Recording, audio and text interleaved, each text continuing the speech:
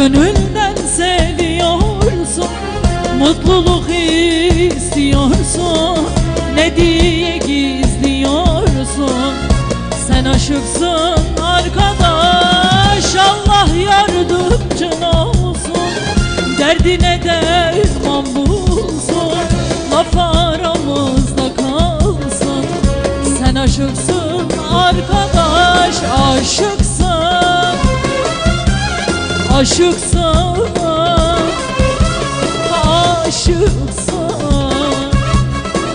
Sen aşıksın arkadaş, aşıksın, aşıksın,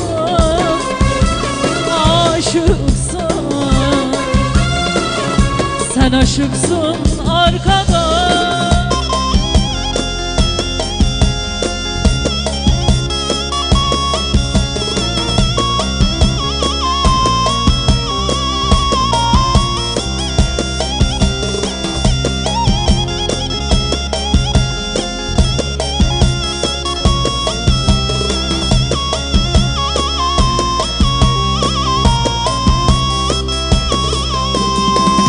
Saklama hiç boşuna, derdini anlat bana, acırım gözyaşına.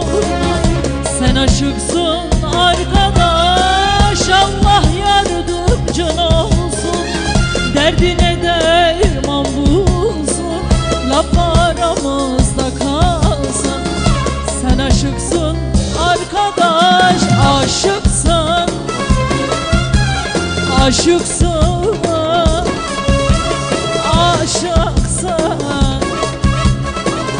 Sen aşıksın arkadaş, aşıksın, aşıksın, aşıksın. Sen aşıksın arkadaş, aşıksın, aşıksın, aşıksın. Sen aşıksın arkadaş, aşıksın, aşıksın, aşıksın.